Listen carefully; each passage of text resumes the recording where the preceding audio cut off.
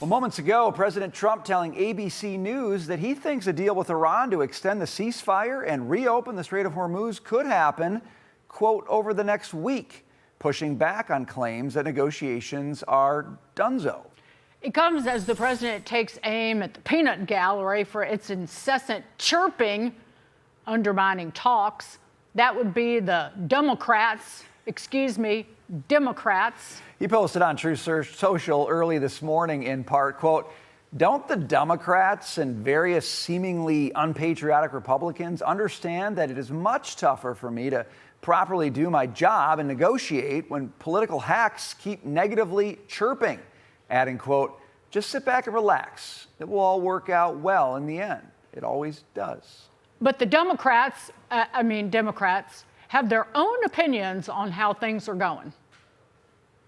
Well, the top priority is ending the war in Iran. This has been an absolute disaster for the United States. President Trump announced we were going to kill the Ayatollah and did. We've now got Ayatollah 2.0 and a more aggressive and less trusting IRGC, if that's possible. This is a president that this is shameful. He is failing, and this is no great deal. It's a furtherance of the disaster that he created. Here with reaction and to discuss that, former Deputy National Security Advisor KT McFarland. Those Democrats, we ended with Senator Cory Booker, they act as if the American people can't actually just see what we know is happening over there, KT. How do you see this playing out? Just save those clips. Save those clips of every one of those people saying Trump doesn't know what he's doing. He's made things worse. It's the end of the world. It's all horrible. Because I promise you, before the election, and let's assume it's probably before the end of the summer, Trump is going to get a deal. And once he gets a deal, the oil prices will go down very quickly because there's a lot of pent-up oil. It's just sitting on tankers in the Gulf. And once that oil hits the market, prices will go down. Gasoline prices will go down within days, certainly within a few weeks. And what an incredible save it at the last minute story for Donald Trump. If all of a sudden he goes into an election with gasoline prices plummeting and having a success in the Middle East, I think it's going to happen. I don't think it's going to happen easily. And it may not even happen as quickly as President Trump says. There'll be a lot of ups and downs in this. But at the end of the day, it's going to happen because Iran can't keep going with no income and no support in the region. Well, now, let me ask you, because you kind of gave us a timeline there, I think, of like end of summer. And President Trump just recently posted, I think within the next week we could have a deal. We've been dealing with a lot of timelines on this for a while, KT. Right. I mean, is a week timeline now like possible, or is this just another week that's going to become another week and another week? I don't know. How do you read what's happening right now? Because frankly, I don't know how to do it. I can't see what's going on. Well, and I don't think any of us know. And President Trump is probably the only guy who knows because he's seen the intelligence. He knows what's happening internally in Iran. You know, there were reports that the Iranian president, the civilian president, has submitted his letter of resignation saying that the IRGC, the hardliners in the IRGC are calling the shots, not him. So he can't even really negotiate for his own country. We're not really sure what's going on. But if you start looking at the objective evidence, what's happened?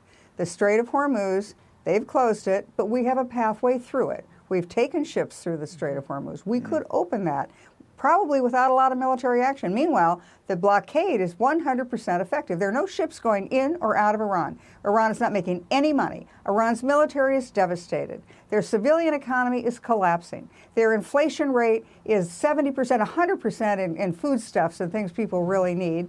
Their currency has fallen by 70%, and they're in real trouble. Now, can they keep going on? Can they keep going on? Probably. How long? You tell me. How long can a military go enforcing order if its own people are not being paid? KT, moving on to this, Ukraine's President Volodymyr Zelenskyy is again asking the United States for help. We are thankful to United States and European partners when they share with us intelligence. Last massive attack, just to understand, it was some days ago, it was 600 drones. Iranian drones Shaheeds, and they had 35, about 30 plus ballistic missiles, and totally it was 90 missiles and more than 600 Iranian drones. So it was very difficult to destroy it. We used all weapons, what we have, what we produce, and of course we used anti-ballistic missiles. This is the biggest deficit for us. Now what? Well, the interesting thing is that President Zelenskyy has always appealed to the United States. Biden, and he got anything he wanted from Biden. And President Trump, he's appealed to President Trump saying, give us something, we need something, we want something. This time he's coming to the table with something to give back, and that is drones. Because of the war in Russia, with Russia, and Ukraine really having nothing much at its disposal, it has, on its own initiative, created an incredible product with drones and anti-drone technology. That's how they've kept the Russians at bay for all of these years. And so they now have a product the world wants. And they're the most advanced technology of drones, probably not as good as ours, but close. And so they now have something to offer. What they want to do is sell drones to us, sell drone technology to us. They want access to our AI. They say that drones plus American AI could be the weapon that really trumps bad pun, but trumps the whole world. And they also want more anti-ballistic missile defensive systems. But he's finally gotten the message, which is you don't go to Donald Trump unless you have something to trade and offer. It's called deal making, I think. We do have a president who likes deal making, so we shall see. KT McFarland, very nice to see you tonight. Thanks for joining us.